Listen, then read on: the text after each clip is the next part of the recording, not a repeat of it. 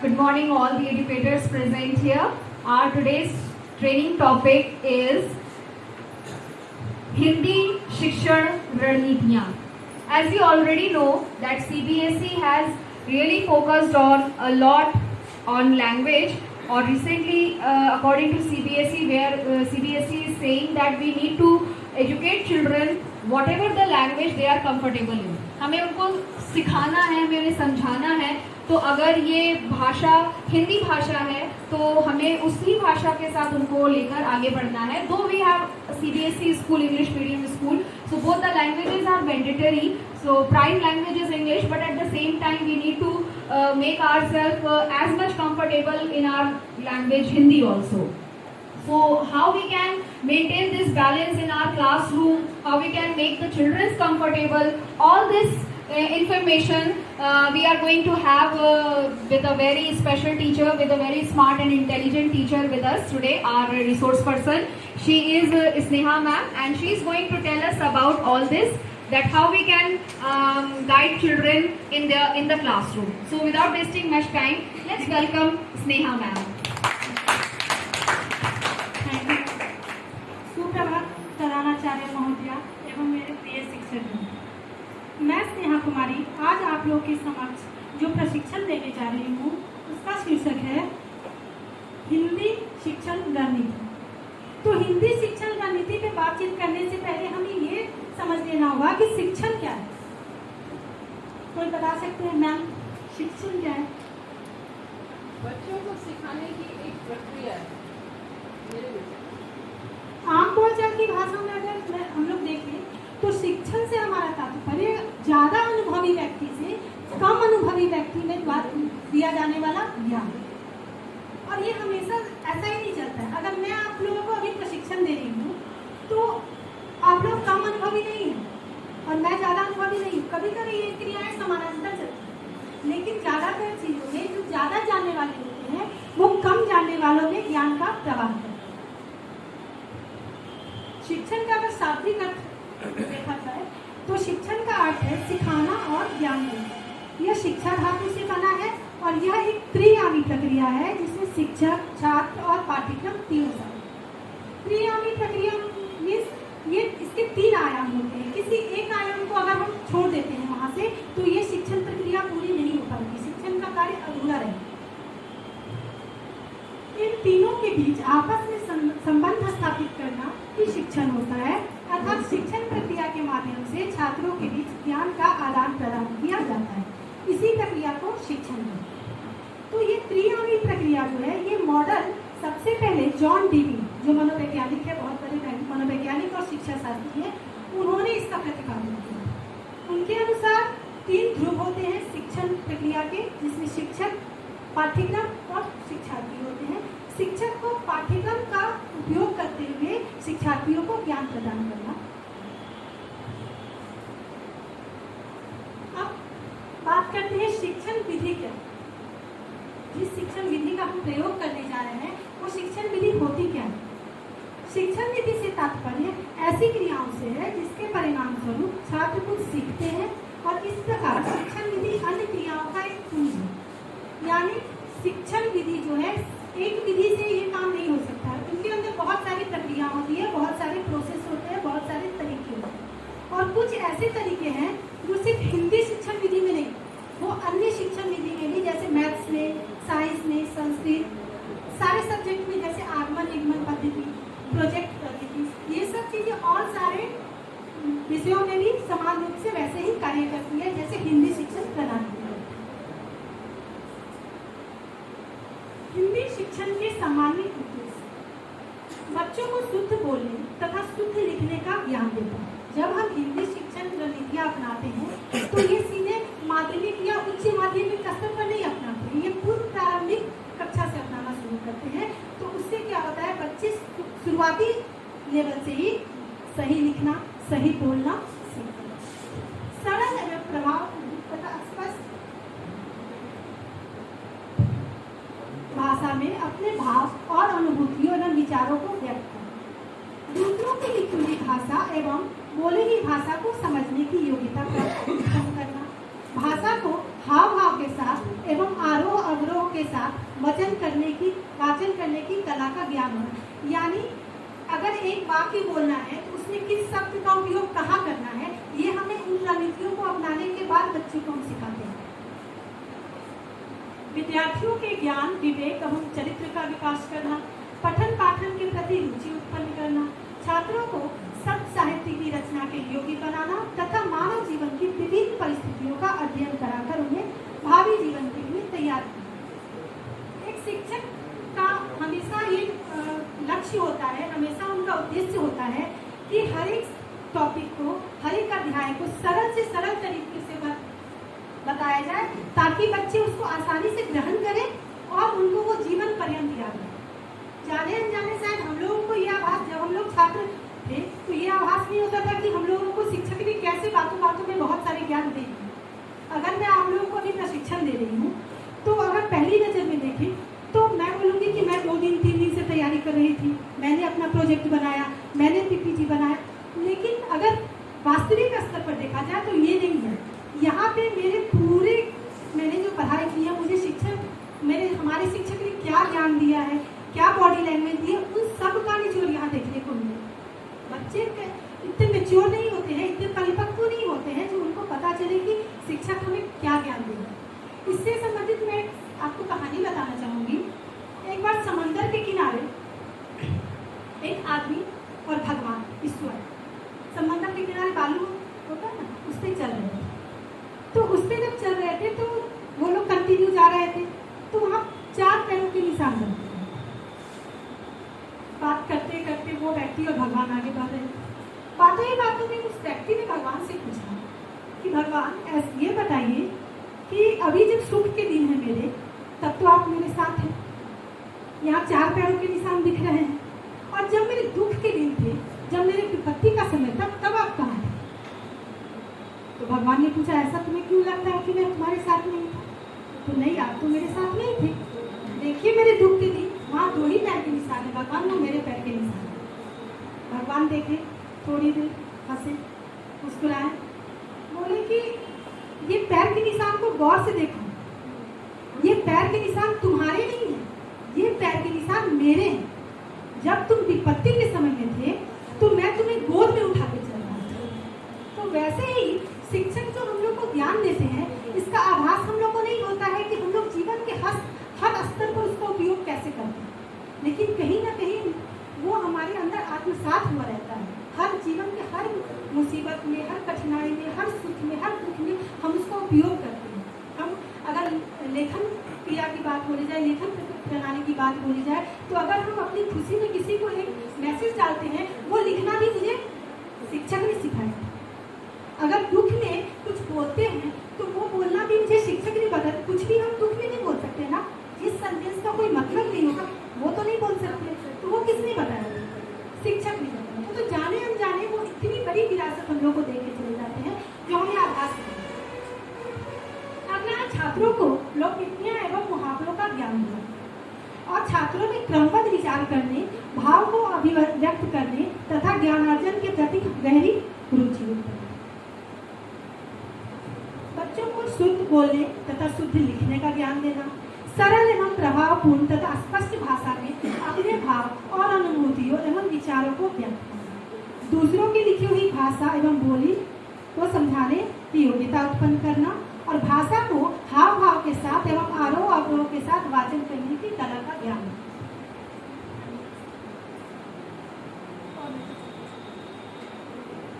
अब प्रश्न उठता है कि शिक्षण विधियों के प्रयोग का महत्व एवं उपयोगिता क्या है? इसके प्रयोग से छात्रों के ज्ञान में स्थायित्व का भाव लाया जाता है। जब हम सही लिखना, सही बोलना, सही रचना करना सीखेंगे, तभी वो हमारी योग्यता हमारे आगे काम आएगी, नहीं तो वो कोई काम के नहीं है। इसके प्रयोग से छात्र प्राप्त ज्ञान का समय आने पर पुनः स्मरण कर सकते हैं। यह प्रकरण एवं विषय की जटिलताओं को कम करने का कार्य है।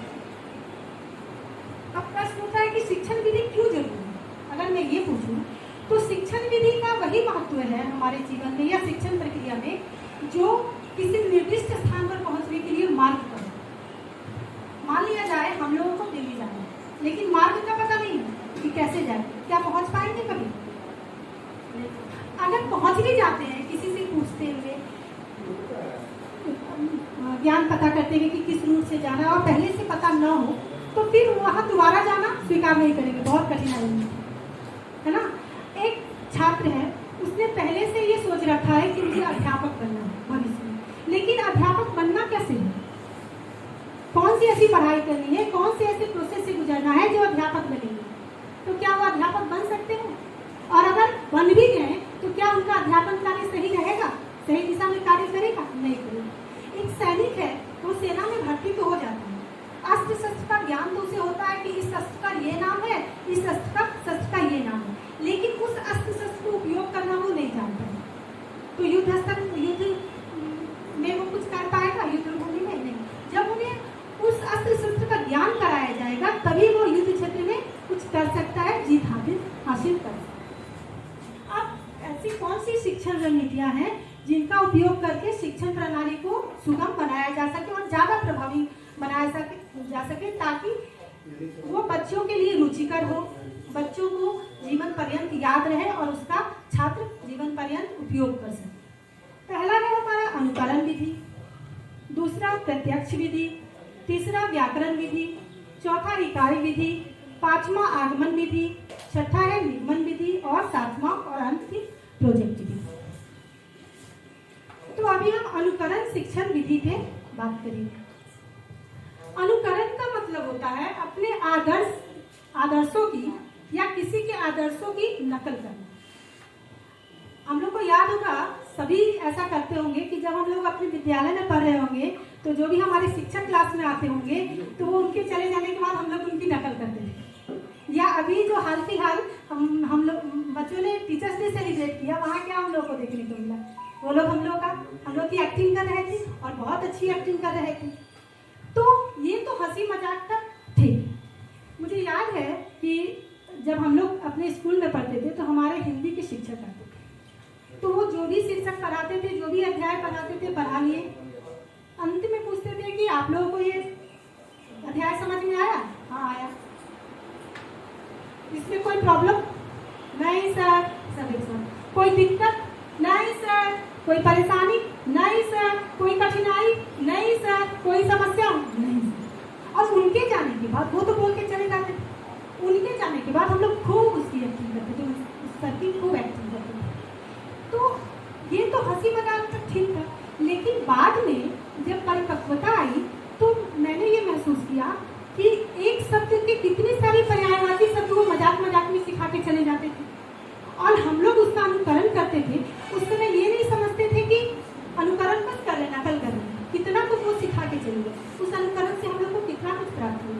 और ये सिर्फ ऐसा नहीं था कि वो समस्या से रिलेटेड शब्द बोल के जाते थे, पर हर एक बार कुछ न कुछ नया शब्द को ये पर्यायवाची बोल के चले जाते। तो अनुकरण विधि एक ऐसी विधि है जिसमें अधिगमकर्ता यानी छात्र अपने शिक्षक के आदतों या उनके दिए हुए आदर्शों का अनुकरण करते हैं और अधिगम का कार्य पूर्ण करते हैं। अनुकरण विधि में बालक अपने शिक्षक का अनुकरण कर लिखना, पढ़ना व नवीन रचना करना सीखता है। इस विधि में शिक्षक बालक को प्रारंभ में अक्षर ज्ञान कराना प्रारंभ करता है और इस विधि में बालक अनुकरण करके सीखता है, इसलिए इस विधि को अनुकरण विधि कहते हैं। इस विधि के अंतर्गत बालक शिक्षक के उच्चारण को सुनकर वाचन करना सीखते हैं।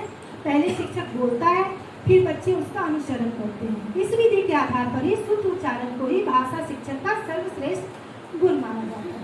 तो अनुकरण विधि की भी 3 प्रणाली है। पहली प्रणाली है लिखित अनुकरण विधि, दूसरी प्रणाली उच्चारण अनुकरण विधि और तीसरी प्रणाली रचना अनुकरण विधि। तो हम लोग पहले अभी लिखित अनुकरण विधि पर बात करेंगे। लिखित अनुकरण के भी 2 भाग हो जाते हैं। पहला रूपरेखा अनुकरण विधि और दूसरा स्वतंत्र अनुकरण विधि। रूपरेखा अनुकरण विधि पूर्व प्रारंभिक स्तर पे उपयोग किया जाता है शिक्षकों के लिए। इसमें शिक्षक क्या करते हैं, छात्र के स्लेट या उसकी अभ्यास पुस्तिका में बिंदुओं के द्वारा आकृति बना देते हैं और छात्र क्या करते हैं, उन बिंदुओं को जोड़ते हुए उस आकृति को पूरा करते हैं। इस प्रकार वो आकृतियों को बनाना सीख जाते हैं। और इसको बनाने के क्रम में चूंकि बिंदु तो दिए हैं शिक्षक ने बनाए हैं,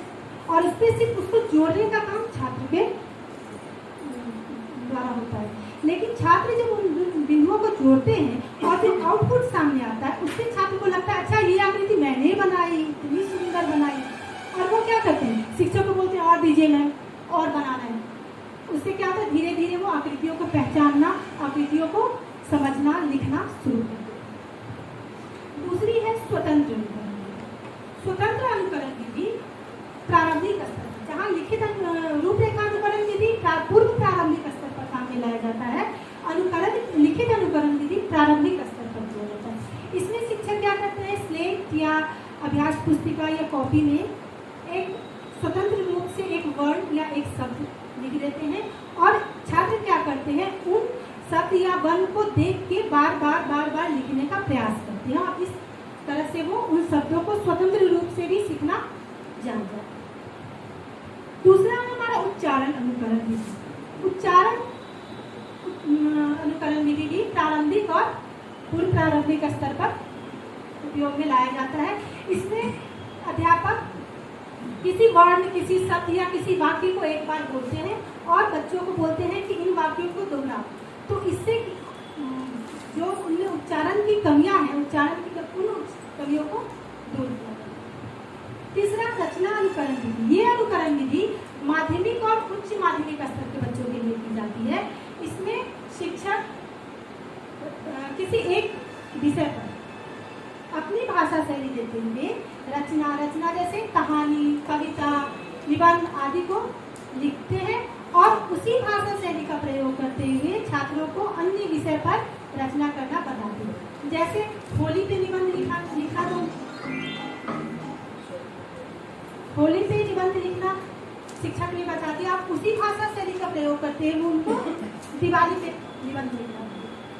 तो इस प्रकार उनकी रचनात्मक स्किल जो है, उनकी रचनात्मक कौशल जो है वो डेवलप करेगी। यहाँ पे लिखित अनुकरण से जुड़े हुए एक वीडियो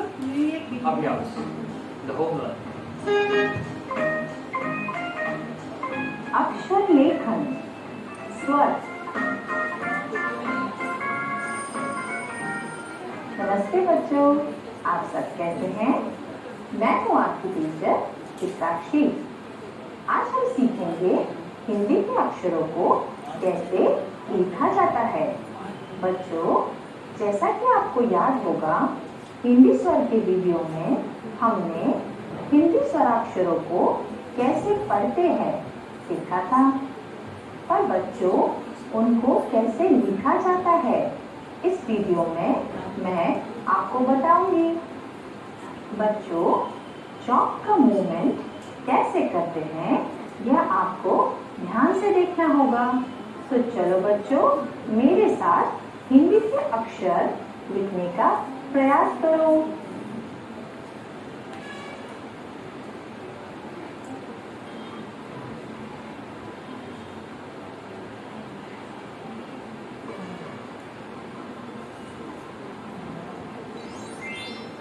अ,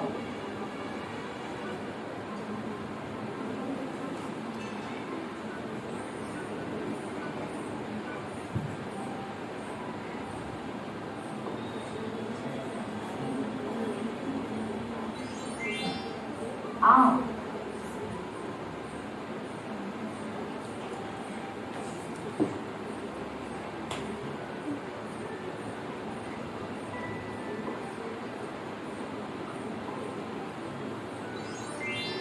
ई,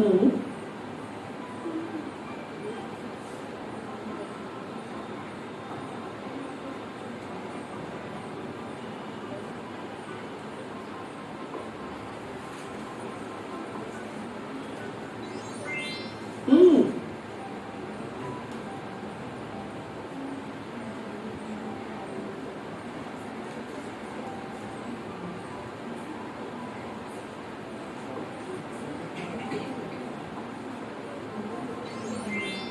ओ,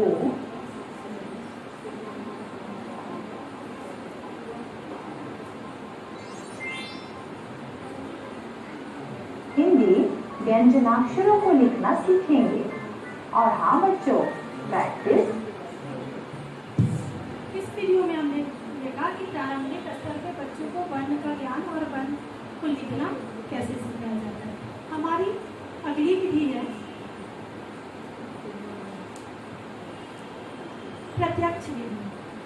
प्रत्यक्ष विधि को सुगम पद्धति, सम्राट पद्धति, प्राकृतिक पद्धति और निर्वाध पद्धति के नाम से भी जाना जाता है। इस विधि में बालक को बिना व्याकरण के नियमों का ज्ञान कराए भाषा सिखाई जाती है, अर्थात भाषा के माध्यम से ही भाषा सिखाई जाती है। इस विधि में जो बालक की मातृभाषा होती है उसे बिना मध्यस्थ बनाए उसे अन्य भाषा सिखाई जाती है, अर्थात मातृभाषा की सहायता नहीं लेकर बल्कि विद्यार्थी को सीधे बार बार मौखिक एवं लिखित अभ्यास द्वारा सीधे नई भाषा सिखाई जाती है। इसमें क्षेत्रीय भाषा का भी प्रयोग नहीं किया जाता और इस विधि का निर्माण व्याकरण अनुवाद विधि के दोषों को दूर करने हेतु किया जाता है। इस विधि को वार्तालाप के माध्यम से अधिक सीखने पर बल दिया जाता है, जिससे वो प्राकृतिक रूप से सीख सके। प्रत्यक्ष, जैसा कि नाम से प्रतीत होता है, प्रत्यक्ष का अगर हम संधि विच्छेद करते हैं तो पाते हैं प्रति प्लस अक्षी। प्रति मतलब उसका रूप और अक्षी मतलब आँख, जो आँख के सामने रूप प्रस्तुत करके सिखाया जाए। जैसे अगर प्रारंभिक स्तर पर बच्चे को अ सिखाना है तो अ और उसके सामने अ से अनार का अगर उन्हें फोटो बनाओ, पिक्चर बनाओ और उसको फिल करने के लिए तो इसको इसमें रंग भरो। इससे क्या होगा, वो और जानेंगे, अ का वर्ण का ज्ञान तो उनको होगा ही, उसके साथ साथ वो जानेंगे कि अ से अनार होता है। इसको, इस चीज़ को सिखाने के लिए उनके जो क्षेत्रीय भाषा है या मातृभाषा उसका उपयोग नहीं और बोल के लिखना, बार बार उस बात को दोहराने के लिए बोला जाता है, जिससे कि वो लिखना भी जान जाते हैं और उसको बोलना भी जान जाते हैं। लेकिन इस विधि के कुछ दोष भी हैं। इस विधि में अधिक से अधिक सुनने व बोलने पर बल दिया जाता है, किंतु लेखन और वाचन की अवहेलना की जाती है। छात्रों को शब्दावली का बहुत ही सीमित ज्ञान हो पाता है और इसे मौखिक वार्तालाप विधि के नाम से भी जाना जाता है। अगली हमारी विधि है व्याकरण विधि। इस विधि में मुख्य रूप से व्याकरण के नियमों का ज्ञान कराया जाता है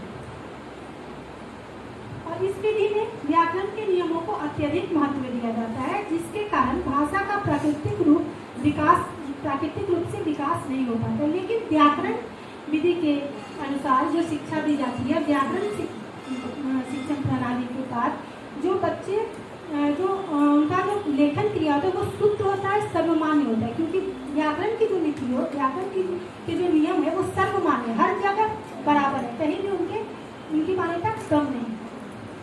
इसमें नियमों का अत्यधिक अभ्यास होता है, जिससे कक्षा में निरस्ता आ जाती है। कभी कभी ऐसा होता है कि व्याकरण में जो अशुद्धियाँ होती है, शिक्षक उसको बोलते हैं बार बार इसको शुद्ध करो, लिखो, इसकी शुद्धि करो, तो उससे क्या होता है, निरस्ता हो जाती है, वो बोर बन जाती है। यह विधि ज्यादा काम में नहीं ली जाती है। भाषा तो अनुकरण से सीख ली जाती है, परंतु व्याकरण को हमेशा नियम द्वारा ही सीखा जा सकता है। व्याकरण पद्धति में भी आगमन निगमन प्रणाली काम में ली जाती है और निगमन प्रणाली के अंतर्गत अध्यापक द्वारा बताए गए व्याकरण के नियमों को छात्रों द्वारा रख लिया जाता है और यह निगमन प्रणाली कहलाती है। आगमन प्रणाली के अंतर्गत नियमों द्वारा विद्यार्थी अनुसरण एवं अपने स्वयं के उदाहरण व सिद्धांत बनाते हैं। तो व्याकरण विधि से संबंधित मैं आपको एक वीडियो दिखाना चाहूँगी। भाषा और व्याकरण, लैंग्वेज एंड ग्रामर। प्रखर और उसकी मम्मी मॉल घूमने गए। प्रखर ने कहा, मम्मी देखो, इस खिलौने की दुकान पर कितनी सुंदर कारें हैं, चलो देखते हैं। हाँ भैया, इस कार की कितनी कीमत है? मैडम, यह जापान की कार है, इसकी कीमत 500 रुपए है। भैया, ठीक ठाक दाम लगा लो। चलिए, हम इसकी कीमत 450 रुपए लगा लेते हैं, इससे कम नहीं कर पाएंगे। ठीक है, पैक कर दो। मम्मी, कार तो बहुत सुंदर है। लाइए भैया कार। मैडम, कार के साथ साथ इसका बिल भी तैयार कर दिया है, ले लीजिए। प्रखर की माँ दुकानदार से बिल लेते हुए बिल पढ़ती है। धन्यवाद भैया। बच्चों, प्रखर और उसकी मम्मी का मॉल में खिलौने की दुकान से कार खरीदते समय दुकानदार से बातचीत करना भाषा का मौखिक रूप है, क्योंकि इसमें वे बोल और सुन रहे हैं। दुकानदार द्वारा बिल तैयार करना भाषा का लिखित रूप है, क्योंकि इसमें कार की कीमत लिखकर दी जा रही है। इस प्रकार भाषा के दो रूप होते हैं, एक मौखिक भाषा, दो लिखित भाषा। एक मौखिक भाषा, प्रखर की मांग, प्रखर व दुकानदार के बीच में जो बातचीत हो रही है उसमें बोलकर व सुनकर भाषा को समझा जा रहा है। इस प्रकार यह भाषा का मौखिक रूप है।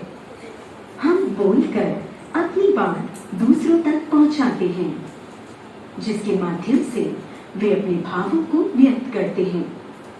दो लिखित भाषा, दुकानदार कार का बिल लिख कर दे रहा है तथा प्रखर की मांग उसे पढ़ रही है। इस प्रकार यह भाषा का लिखित रूप है। हम लिखकर अपनी बात दूसरों तक पहुंचाते हैं। बच्चों, भारत में सभी राज्यों की अलग अलग भाषाएं हैं, जिनके द्वारा लोग एक दूसरे के भावों और विचारों को बोलकर, सुनकर, लिखकर तथा पढ़कर समझते हैं, जिसे भाषा कहते हैं। अपने विचार एक दूसरे तक पहुंचाने के लिए हम भाषा का प्रयोग करते हैं। मैं पंजाबी बोलता हूँ, मैं मराठी बोलता हूँ, मैं गुजराती बोलता हूँ, मैं बंगाली बोलता हूँ।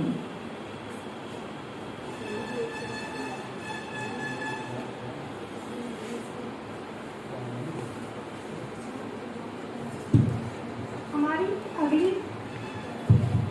शिक्षण विधि है इकाई विधि। इकाई विधि में बच्चों को किसी भी पाठ्य पुस्तक का संपूर्ण ज्ञान कराया जाता है, लेकिन संपूर्ण ज्ञान एक साथ तो नहीं करा सकते हैं, तो उनको क्या होता है, खंड खंड में बांटकर एक इकाई बनाई जाती है और उसके माध्यम से एक प्रोसेस के थ्रू, एक प्रक्रिया के थ्रू संपूर्ण ज्ञान कराया जाता है। जैसे जब हमारा सेशन स्टार्ट होता है तो हम लोग पाठ्य योजना तैयार करते हैं, तो वो क्या है, इकाई विधि का ही ये रूप है।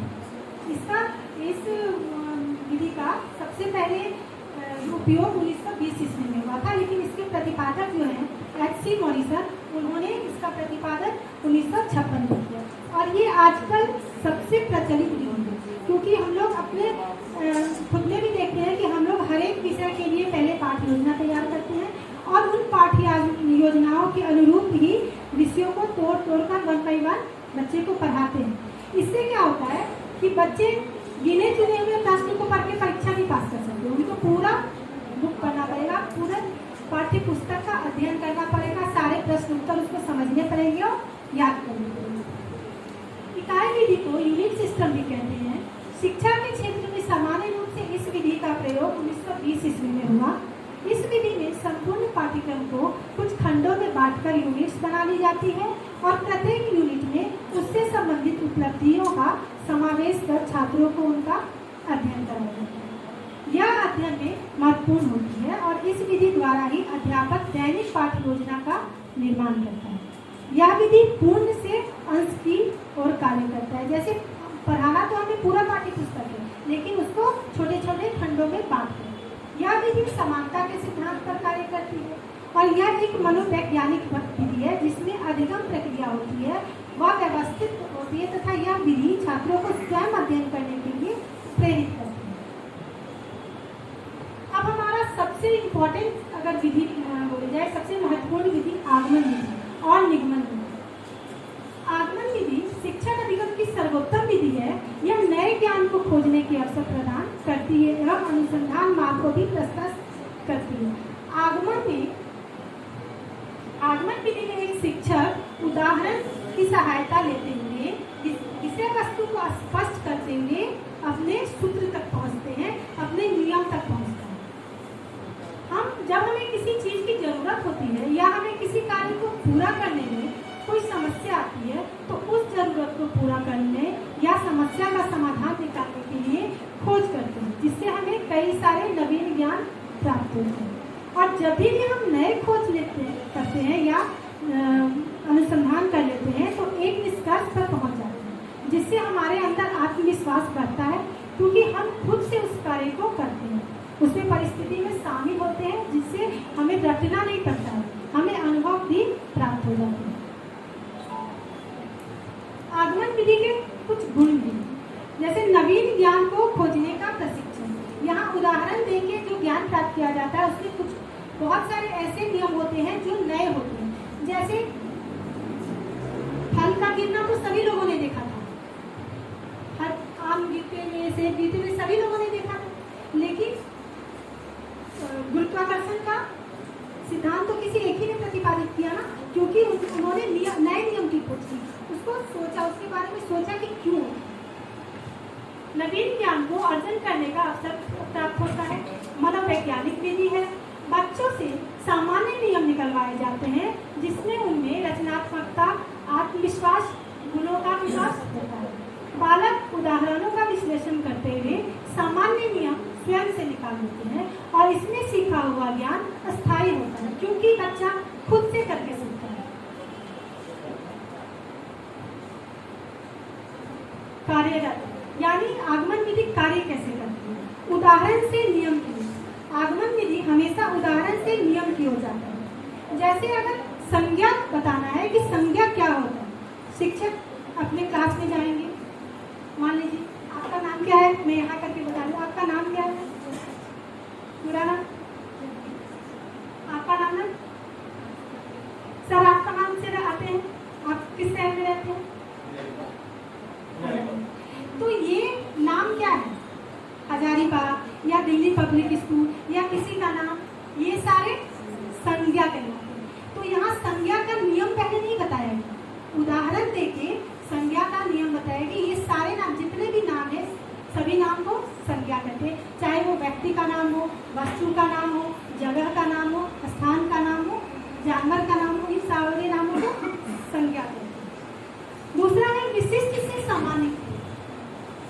अब विशिष्ट से सामान्य की ओर कैसे जाएंगे। मान लो मैं बोलती हूँ कि मेरे घर में एक कुत्ता है, वो भौंकता है, वो मैं अपने घर के कुत्ते की बात कर रही हूँ, वो भौंकता है, वो विशिष्ट है, वो तो विशेष है। फिर मैं पूछती हूँ क्या आपके घर में कुत्ता है, हाँ है, कोई छात्र बोलता है हाँ है, वो भौंकता है, हाँ भौंकता है। अच्छा आपके गली में जो कुत्ते होते हैं उनको कभी भौंकते हुए सुना है, हाँ वो भी भौंकते हैं। तो फिर हम सामान्य पे जाते हैं, विशिष्ट से सामान्य की ओर, तो फिर सामान्य हमारा नियम क्या निकलता है, कुत्ते भौंकते, इस नियम का प्रतिपादन होता है, ये नियम बनता है। स्थूल से सूक्ष्म, यदि हमें ये सिखाया जाए कि वाक्य क्या होता है, तो अगर हम पूर्व प्रारंभिक स्तर पर बच्चों को सिखाएं कि वाक्य क्या होता है तो वो नहीं समझ पाएंगे और वाक्य नहीं बना पाएंगे। तो उसके लिए हमें पहले वर्ड सिखाना पड़ता है, छोटी चीजें सिखानी पड़ती है, शब्द सिखाना पड़ता है, उसके बाद हमें वाक्य बनाना सिखाते हैं हम लोग, और उसके बाद रचना करना। तो ये छोटे से सूक्ष्म से ज्ञात से अज्ञात की, यानी जो हमें मालूम है उससे अज्ञात की। एक छात्र है जो प्रतिदिन हरे सेब खाती है, हरा सेब खाती है, उसने पहले दिन हरा सेब खाया, उसको थोड़ा सा खट्टा लगा सेब, वो दूसरे दिन भी हरा सेब खाती है। हरा सेब क्या है, वो तो जानती है ना हरा सेब है, लेकिन उसके स्वाद को वो नहीं जानती है, तो वो पहले दिन हरा सेब खाती है, खट्टे लगते हैं, दूसरे दिन भी हरा सेब खाती है, वो भी खट्टे लगते हैं, तीसरे दिन भी हरा सेब खाती है, वो भी खट्टे लगते हैं। जब वो कुछ दिन तक लगातार सेब खाती है हरे सेब, तो उसको नियम पता चलता है कि हरे सेब ज्यादातर खट्टे हैं। अगला है मूर्त से अमूर्त। जब हम अपनी कक्षा में जाते हैं तो मूर्त यानी जो चीजें हमारे सामने है, तो शिक्षक क्या करते हैं, एक पेन को ऊपर फेंकेंगे, वो नीचे गिरे, फिर एक चौक लिया, उसको फेंक, मूर्त है ना, वो हमारे सामने है, उसको उसके लिए तो कोई नियम बनाने की जरूरत नहीं, कोई उदाहरण अलग से देने की जरूरत नहीं है। फिर कोई और चीज लिया, उसको ऊपर फेंका, वो नीचे गिरा, उसको देख के क्या करते हैं, बच्चे भी वही करते हैं, बच्चे से भी कुछ करने के लिए चलो ऊपर उसको फेंको, वो नीचे आएगा। तो ये मूर्त चीजों से, जो हमारे सामने जो चीजें हैं, उससे गुरुत्वाकर्षण के नियम पे जाते हैं कि जब चीजें ऊपर फेंकी जाती है तो वो हमेशा नीचे गिरती है। तो ये मूर्त से अमूर्त। आगमन विधि के कुछ दोष भी, यानी प्रत्येक विषय को पढ़ाने या समझाने के लिए उपयुक्त हो यह संभव नहीं है। हर एक विधि में यह संभव नहीं है। आधुनिक समय की कक्षा पद्धति जिसमें हर व्यक्ति को तुरंत ही कुछ न कुछ चाहिए ही होता है, जो आगमन विधि को पूरी तरह से प्रयोग कर पाना संभव नहीं हो पाता। आजकल के बच्चों में वो धैर्य की कमी है कि हर एक चीज को उदाहरण के बाद ही नियम को समझा जाए। वो चाहते हैं कम से कम समय में ज़्यादा से ज़्यादा चीज सीखें। तो इस ऐसा जब वो चाहते हैं तो ये आगमन पद्धति वहाँ पे कारगर नहीं है। हर कोई अपने ज्ञान को तुरंत प्राप्त करना चाहता है, जिससे उनकी धैर्य क्षमता भी खत्म हो जाती है। सीखने में शक्ति व समय अधिक लगता है। अगर हम पहले ही बता देते हैं कि किसी भी नाम को संज्ञा बोलते हैं तो वो उस फॉर्मूले पे किसी भी नाम को फिट कर सकते हैं, रख सकते हैं। लेकिन उसके लिए क्या हुआ, हमने आगमन विधि में पहले उदाहरण लिए, एक एक करके सारे उदाहरण लिए, तब उसको हमने संज्ञा बताया। तो यहाँ पे क्या होता है, समय और शक्ति दोनों ज़्यादा लगते हैं। केवल सामान्य नियमों की खोज की जाती है, ऐसे नियम जो सर्वमान्य है, हर जगह एक ही नियम होते हैं। यह विधि स्वयं में अपूर्ण है, क्योंकि इसमें खोजे हुए सत्य की परख करने के लिए निगमन विधि की आवश्यकता होती है। आगमन विधि के द्वारा जो नियम खोजे जाते हैं उसकी सत्यता जरूरी नहीं वो सत्य हो। इसके बाद जो हम लोग पद्धति के बारे में जानेंगे, निगमन पद्धति के बारे में या निगमन विधि के बारे में, उसमें नियम पहले से बने बनाए हैं और उस नियम को हमें फॉलो करना है, उसके अनुसार चलना है। तो ये जो हमें नए नियम की हम जो खोज करते हैं वो सही है कि नहीं, इसके लिए हमें निगमन विधि की आवश्यकता पड़ती है। निगमन पद्धति और आगमन पद्धति ये दोनों प्रकृति में एक दूसरे के विपरीत है और एक तरह से बोला जाए तो पूरक भी है। आगमन विधि प्रक्रिया जो है वो निगमन की प्रक्रिया के विधि के बिना पूरी नहीं की जा सकती और निगमन विधि आगमन विधि के बिना पूरी नहीं की जा सकती। अब निगमन विधि के बारे में बात करेंगे। इसमें शिक्षक नियमों का उल्लेख करता है और उन नियमों के आधार पर छात्र सीखता है, लेकिन छात्र इसमें खुद से कार्य को नहीं करता, बल्कि शिक्षक द्वारा बताए गए नियम के आधार पर ही अपने कार्य को पूरा करता है और अपनी जरूरतों को या समस्याओं को पूरा करता है। लेकिन उनका यह ज्ञान अस्थायी नहीं हो पाता है तथा साथ ही साथ छात्र को अनुभव भी प्राप्त नहीं हो पाता है। जैसे अगर मैं मैथ्स की बात बोलूँ तो a+b का होल स्क्वायर,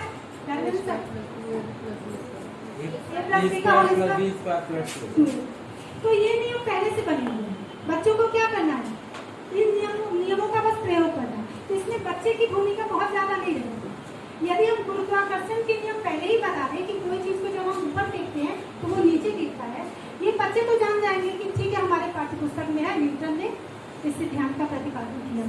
लेकिन अगर 100 बच्चे को क्लास में हैं और वो 100 बच्चे को इस नियम को बताया जाता है तो मुश्किल से 10 ऐसे बच्चे हैं जो बाहर जाके इसका प्रयोग करेंगे कि चलो गिरा के देखते हैं, ऊपर देखते हैं आता है कि नहीं।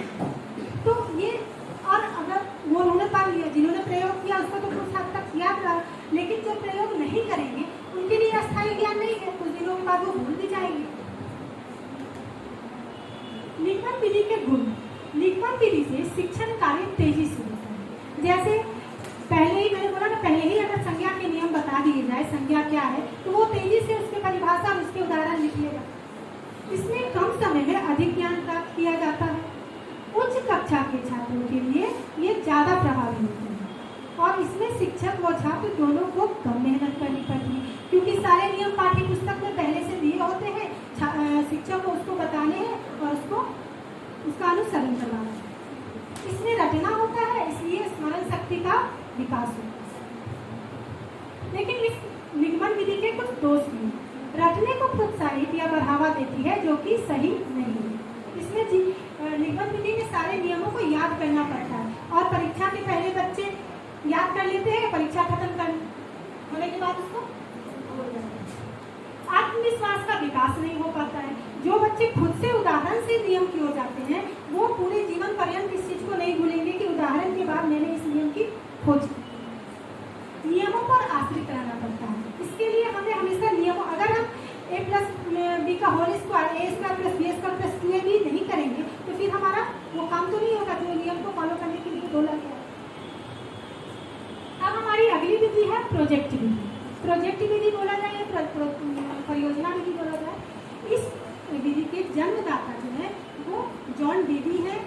क्रियामी प्रक्रिया बताइए। और ये जॉन डीवी वही है जिन्होंने लर्निंग बाय डूइंग का भी सिद्धांत, करके सीखना का सिद्धांत जॉन डीवी ही किया है।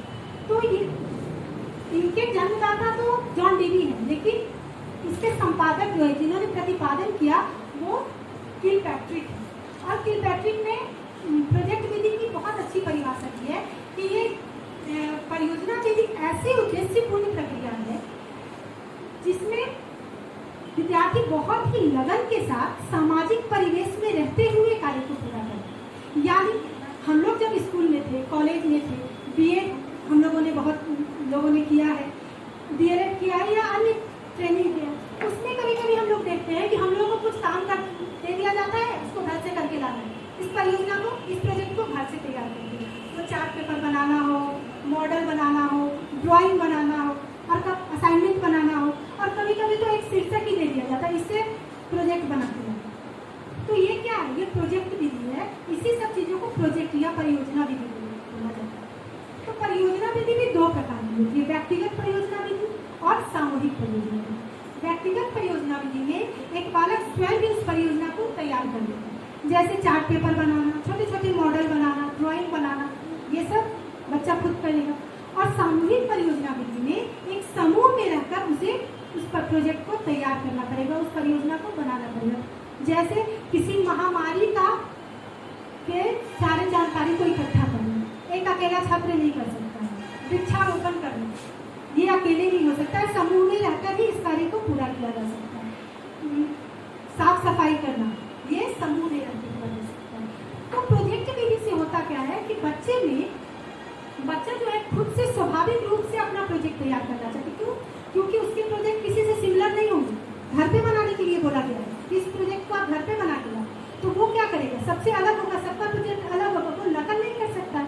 तो वो चाहेगा कि हम नेचुरली आसपास मेरी क्या चीज़ है उसको उपयोग में ला के अपने प्रोजेक्ट को तैयार करें। इसके साथ ही वो अपने अनुभवों को इसमें उपयोग करता है। कोई तो उसको नहीं देगा कि हम यहाँ, ये छात्र के विधि है, इसमें छात्रों की अहम भूमिका होगी। तो उसकी सहायता करने के लिए ना तो उसके दूसरे मित्र आएंगे और ना ही उसके शिक्षक होंगे, तो वो खुद के अनुभव के आधार पर ये विधि का उपयोग करता है। और ये छात्र केंद्रित विधि है। इसके साथ ही साथ चाहे वो अकेला प्रोजेक्ट को तैयार करे या समूह में रहकर, वो करता तो खुद है, उन चीज़ों से जुड़ी हुई जितनी भी जानकारी होती है वो खुद एकत्रित करता है, तो उसमें आत्मविश्वास बढ़ता है, अन्य कार्यों को करने के प्रति उसकी जिज्ञासा बढ़ती है, और वो आगे की जो उसकी पढ़ाई होती है, शिक्षण प्रक्रिया होती है, उसको भी वो और अच्छी तरह से करता है। और इसके द्वारा प्राप्त ज्ञान वो जीवन पर्यंत नहीं भूलता, क्योंकि वो सारी जानकारी उसने खुद इकट्ठा की है, उस चीज़ों को उसने खुद अनुभव किया है। इस विधि में बालक ही किसी समस्या को प्रोजेक्ट के द्वारा हल करता है और यह उद्देश्यपूर्ण होती है। इसमें शिक्षक मार्गदर्शक के रूप में काम करता है। इस विधि के द्वारा प्रत्यक्ष संभव होता है, पता करके सीखने पर बल दिया जाता है, और इस विधि में प्राप्त होने वाला ज्ञान अस्थायी एवं स्पष्ट होता है। प्रयोजना विधि में जिसे बालकों में तारक चिंतन, अन्वेषण शक्ति का विकास होता है, आत्मनिर्भर सामाजिक गुण से पूर्ण होते हैं, और इस विधि में हाथ से कार्य करने पर बल दिया जाता है, शारीरिक व मानसिक परिश्रम करवाया जाता है, एवं परियोजना विधि अधिक खर्चीली तथा अधिक समय लेने वाली होती है। लेकिन प्रोजेक्ट विधि का ये दोष होता है कि ये समय बहुत ज़्यादा लगता है, और कभी कभी तो ये समय पर पूरा भी नहीं हो पाता। जो टाइमलाइन दिया गया है कभी कभी नहीं, क्यों नहीं पूरा हो पाता? क्योंकि उस प्रोजेक्ट को बनाने के लिए जो संसाधन चाहिए वो हमारे आसपास अवेलेबल नहीं होती। जरूरी नहीं कि हर प्रोजेक्ट के लिए बाजार से सामान खरीद के लाया जाए, कभी कभी ऐसे प्रोजेक्ट दिए जाते हैं जो हमारे आसपास ही मिल सके। तो वो संसाधन जब किसी छात्र के पास नहीं होंगे तो वो पूरे ही नहीं हो सकेंगे समय पर। प्रोजेक्ट विधि की विशेषताएं, एक श्रेष्ठ तथा सफल योजना की प्रमुख विशेषताएं निम्नलिखित हैं। योजना वित्तीयवयी होनी चाहिए, यानी योजना छात्र से संबंधित होनी चाहिए, या अगर समूह में हो रहे हैं तो सारे छात्रों के बीच एक मित्रवयता होनी चाहिए, उनके आपस में संबंध अच्छे होने चाहिए। योजना छात्रों के लिए चुनौतीपूर्ण एवं रोचक होनी चाहिए। जब तक रोचक नहीं होगी तब तक उसको पूरी लगन से वो करेंगे नहीं, जब तक उनमें रुचि नहीं आएगी उस प्रोजेक्ट को लेकर। योजना का व्यक्तिगत तथा सामाजिक रूप से उपयोगी होना अनिवार्य है। योजना में विभिन्न प्रकार की अनेक क्रियाओं का समावेश होना चाहिए। अब ये हमारा प्रशिक्षण यहाँ पे समाप्त होने जा रहा है, तो इससे जुड़ी हुई कुछ प्रश्न उत्तर मैं आप लोगों से पूछना चाहूँगी, करवाना चाहूँगी। हमारा पहला प्रश्न है, हिंदी भाषा शिक्षण की विधि है। क अनुकरण विधि, ख आगमन विधि, ग निगमन विधि, ध या सभी। दूसरा, स्व वाचन का अभ्यास करने का सबसे उपयुक्त साधन है। क आदर्श वाचन, ख अनुकरण वाचन, ग सामूहिक वाचन और घ पाठ्य पुस्तक वाचन।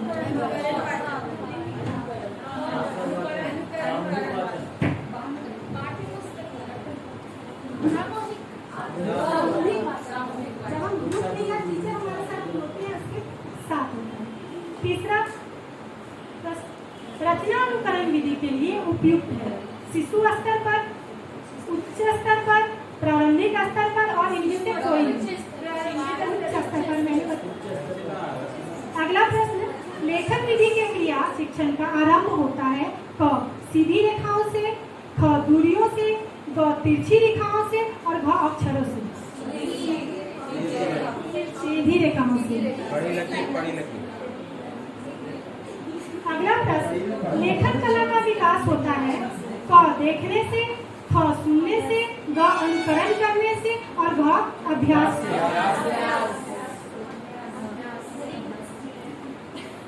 अगला प्रश्न, लिखित अभिव्यक्ति का साधन नहीं है। क पत्र लेखन, ख निबंध लेखन, ग वाद विवाद और घ नाटक लेखन।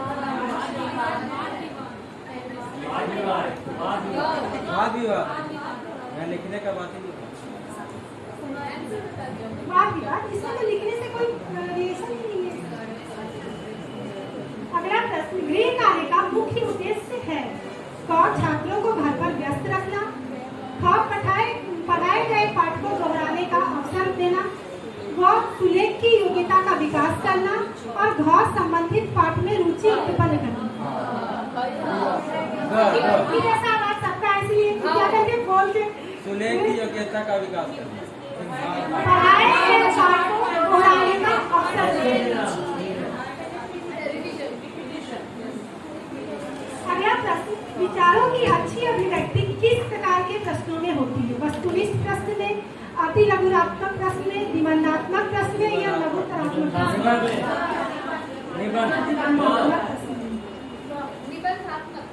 निबंध में वो अपने विचारों को प्रस्तुत करता है।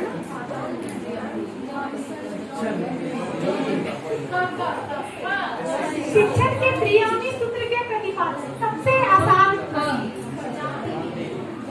क मॉरिसन, ख जॉन डेवी, ग ब्लूम और घ जीन पियाजे। और सबसे अंतिम प्रश्न, आगमन विधि का संबंध है। क नियम से उदाहरण की ओर, ख अमूर्त से मूर्त की ओर, ग मूर्त से अमूर्त की ओर और घ सूक्ष्म से विशिष्ट की ओर। ये मैंने अभी बताया है। आगमन विधि में कभी भी उदाहरण से नियम की तरफ जाते हैं। जैसे मैंने बताया कि यदि संज्ञा की परिभाषा देनी है तो संज्ञा को पहले ना बता के उसके उदाहरण से हम बताएंगे बच्चे को कि ये संज्ञा है। तो यहाँ इसका आंसर होगा नियम मूर्त से अमूर्त की। इसका आंसर होगा मूर्त से अमूर्त।